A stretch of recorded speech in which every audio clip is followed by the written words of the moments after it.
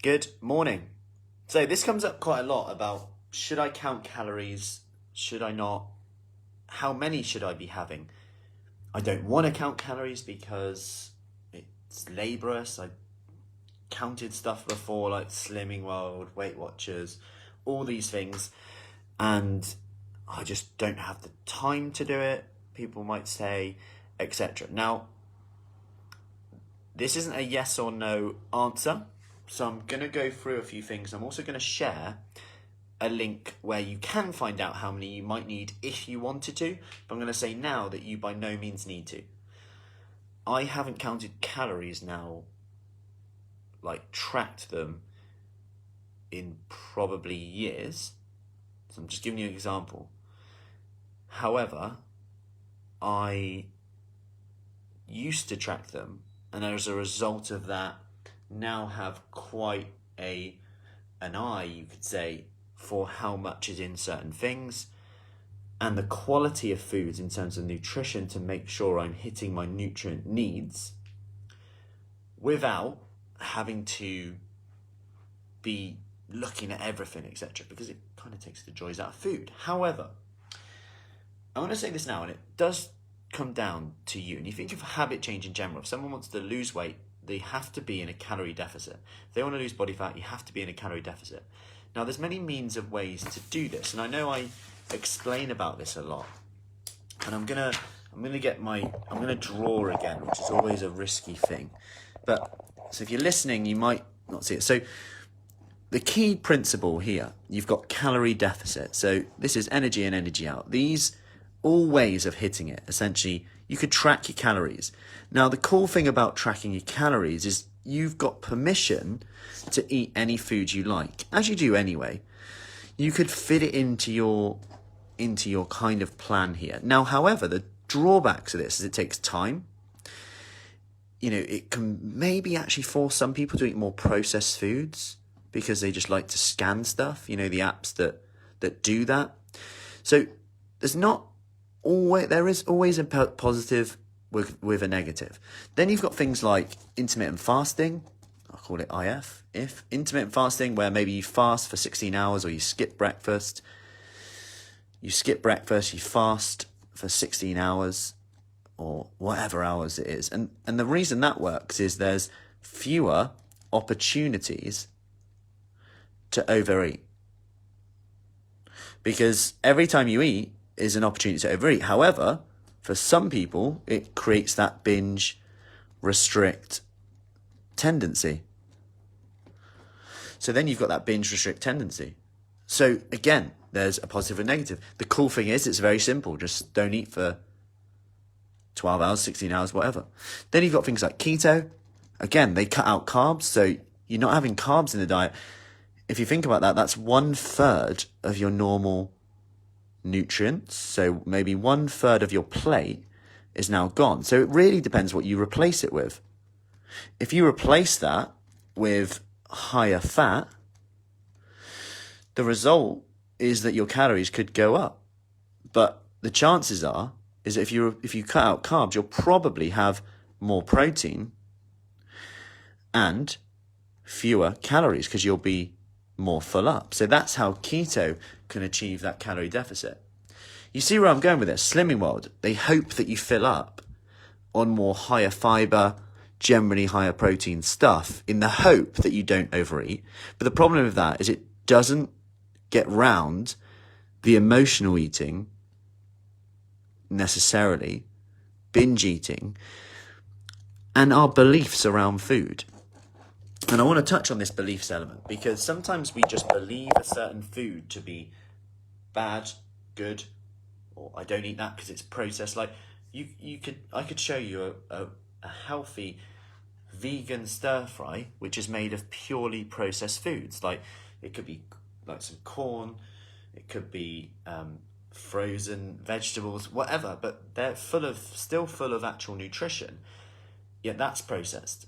I could make a really healthy, nutritious meal.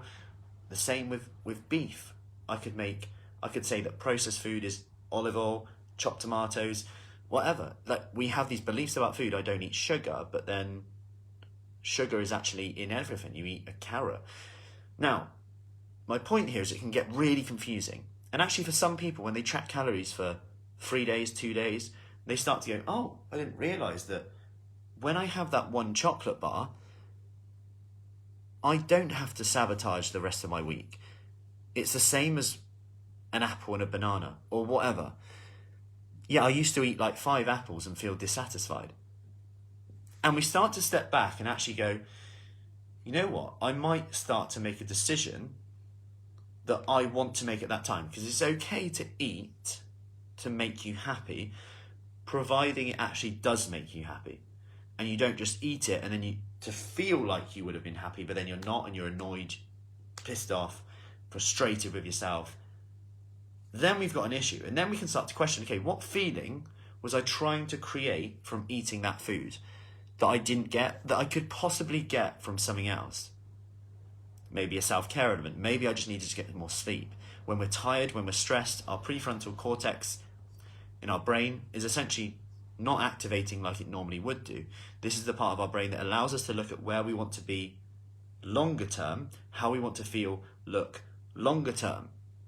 As a result of that, we make really short-term decisions and it's no surprise, like eating chocolate gives me instant gratification, right? It makes me feel good instantly.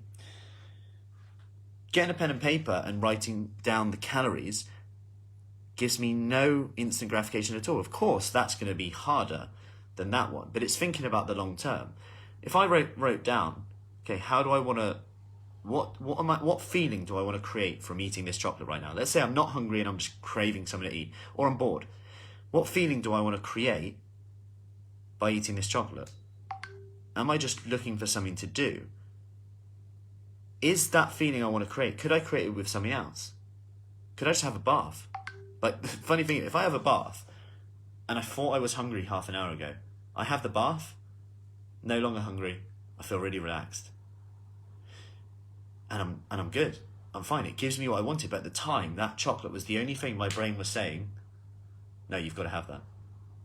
So, my point in here, if I go back, there's many ways you can do this. Now, in actually our Kickstart book, we have like a really simple hand size guide, and this is nothing new. You know, this is hand size portion of protein at every meal, fist size carb, roughly, you know, giving yourself permission to have it. If I said to someone, have protein at every meal, you'll probably control your calories better without even counting calories, okay? So if you just aim for a protein every meal today, you'll probably manage to control your calories better than before. The issue comes in is when people keep neglecting their snacks. So some people often say, I'm really good all day with my meals, but it's the things in between. The problem with this is that we're planning maybe our meals. Maybe we're not eating enough at the meals. Maybe we need to increase the protein. That's going to help. But 2, maybe we actually need to plan our snacks in. That's another thing. Maybe you need to count the calories of your snacks. Maybe. Or maybe you just need to give yourself a bit of an allowance with that, something to play with. Rather than saying, I'm never going to snack, and that's fine, but then beating yourself up for snacking. We've got to look at this from a point of view of you and what's individual for you with that. And that's where some people do very well tracking calories, because they have that permission to eat the foods that they want to eat. And it's sometimes that permission thing, and everyone should have the permission to eat unconditional what they want to have, not everything. So next time you think, and I struggle with this too, kids, leftovers, bloody hell, there's a burger yesterday, I was like, bloody hell, why am I want to finish that burger that they had. We had burgers. And when I look at it, it's like, oh, you've got to finish it, what's the point? But actually, let's just eat how much I want to eat, as in how much I want to eat. And there's a difference there. I'm giving myself permission to eat how much I want to eat at that time. It's always going to be there.